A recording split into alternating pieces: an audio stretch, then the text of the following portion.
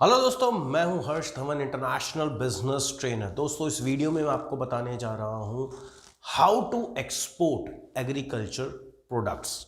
मतलब अगर आप एग्रीकल्चर प्रोडक्ट्स को एक्सपोर्ट करना चाहते हैं तो कैसे करना है, शुरुआत कैसे करनी है, कौन कौन से लाइसेंस लगेंगे, क्या क्या चीज़ों की आपको रिक्वायरमेंट होगी। आमतौर पे क्या होता है, हम बिजनेस तो शुरू करना चाहते हैं लेकिन स्टेप बाय स्टेप हमें पता नहीं होता। अब स्टेप बाय स्टेप नहीं पता होता तो पहले क्या होता है, जब अगर 5 स्टेप है तो 5वां स्टेप पहले करने की सोचते हैं। करते करते करते महीने 2 महीने बीत जाते हैं, 3 महीने बीत जाते हैं। तो दोस्तों, इस वीडियो को ध्यान से देखिए, स्टेप बाय स्टेप सीखिए आपको क्या क्या सर्टिफिकेशन चाहिए, कैसे आप ये काम शुरू कर सकते हैं और प्रॉफिट भी कैसे कमा सकते हैं। चलिए बात करते हैं सबसे पहले स्टेप की। सबसे पहले मुझे क्या करना है, देखिए ऑब्वियसली अगर मैं एग्रीकल्चर प्रोडक्ट में काम करने जा रहा हूं तो प्रोडक्ट तो मेरे पास है ही। पहला स्टेप मुझे क्या करना है, एक फर्म ओपन करनी है। चाहे वो सोल प्रोप्राइटर हो, पार्टनरशिप हो, चाहे वो 1% कंपनी हो, चाहे वो प्राइवेट लिमिटेड कंपनी हो, ये आपकी चॉइस है। फर्म के बारे में अच्छी जानकारी होनी चाहिए ताकि आपको ये पता लगे कि कौन सी फर्म मैं खोलूं, किस फर्म के ज्यादा फायदे हैं और किस फर्म के कम फायदे हैं। आगे आने वाले वीडियो में हम इसके बारे में डिस्कस करेंगे। तो सबसे पहला स्टेप हो गया, एक फर्म मैंने खोली। फर्म खोलेंगे तो हमें जीएसटी नंबर भी चाहिए, हमें पैन नंबर भी चाहिए, और जब जीएसटी और पैन आ जाएगा तो हमें क्या करना है, हमें करना है अगले स्टेप में एक अच्छे बैंक में, आई रिपीट, अच्छे बैंक में हमें एक करंट अकाउंट ओपन कराना है। अब देखिए, अगर आप इंपोर्ट एक्सपोर्ट करना चाहते हैं, अपना काम को बढ़ाना चाहते हैं, तो आपको उस बैंक में अकाउंट ओपन करवाना है जिसके पास एडी कोड हो। अब ये एडी कोड क्या होता है? एडी कोड होता है ऑथोराइज्ड डीलर कोड। मतलब ये बैंक जो है फॉरेन करेंसी में, फॉरेन एक्सचेंज का लेन देन भी करता है। भाई अगर मुझे मेरा फॉरेक्स अकाउंट नहीं होगा तो मार्केट से डॉलर आएगा या मैं डॉलर दूंगा किसी को तो वो कहां जाएगा?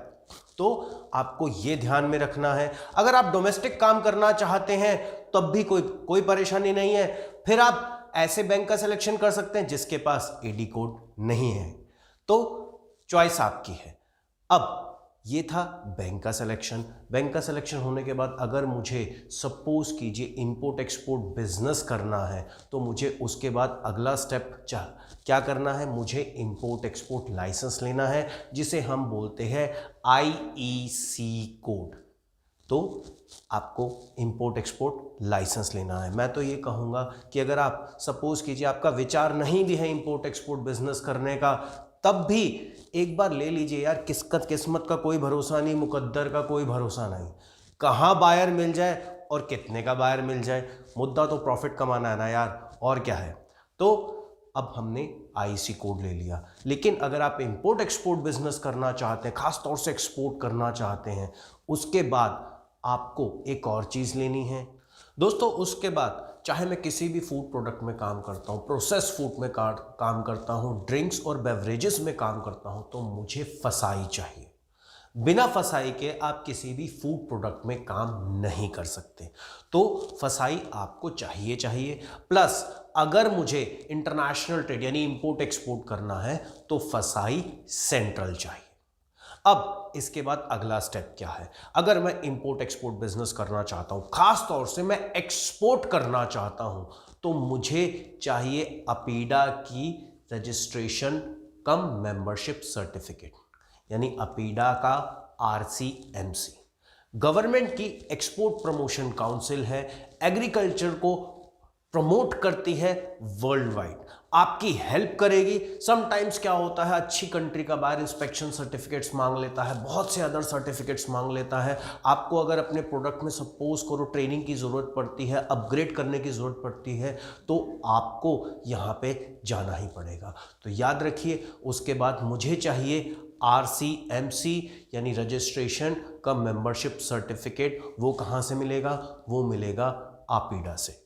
अब अगला स्टेप दोस्तों, आप में से बहुत से लोग होंगे जो ऑर्गेनिक फूड में काम करना चाहते हैं।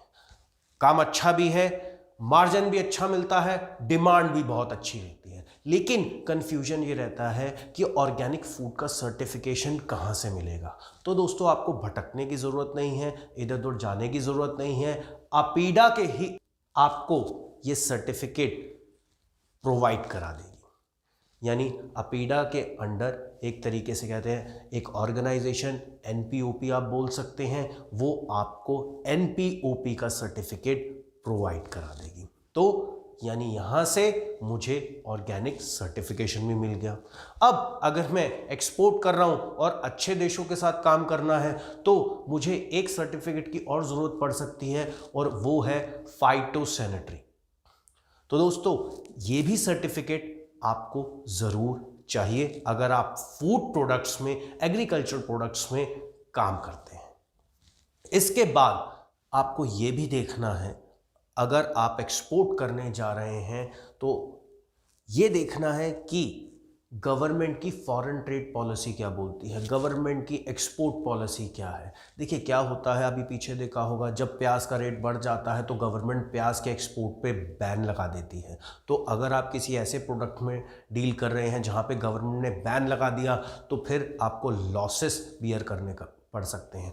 तो गवर्नमेंट की पॉलिसी के साथ हमेशा टच में रहिए, देखते रहिए कि आपका जो भी प्रोडक्ट है वो जनरल कैटेगरी में है, रिस्ट्रिक्टेड में है या प्रोहाइबिटेड में है। इट मीन्स जनरल कैटेगरी का मतलब ये होता है कि गुड्स के लिए जो गुड्स है वो फ्रीली इंपोर्टेबल है और एक्सपोर्टेबल है। रिस्ट्रिक्टेड का मतलब ये होता है कि उसके लिए स्पेशल लाइसेंस चाहिए। प्रोहाइबिटेड का मतलब ये होता है कि उन गुड्स को सिर्फ सरकार ही एक्सपोर्ट या इंपोर्ट कर सकती है। और उसके बाद भी अगर सपोज कीजिए बायर आपसे किसी भी तरीके का इंस्पेक्शन सर्टिफिकेट मांगता है तो गवर्नमेंट की ऑर्गेनाइजेशन है EIC, एक्सपोर्ट इंस्पेक्शन काउंसिल, और प्राइवेट ऑर्गेनाइजेशन SGS है, तो वहाँ से आपको इंस्पेक्शन के सर्टिफिकेट भी मिल सकते हैं। उम्मीद करता हूँ दोस्तों वीडियो में आपको समझ आया होगा। कोई डाउट क्वेश्चन है तो कमेंट बॉक्स में टाइप करिए।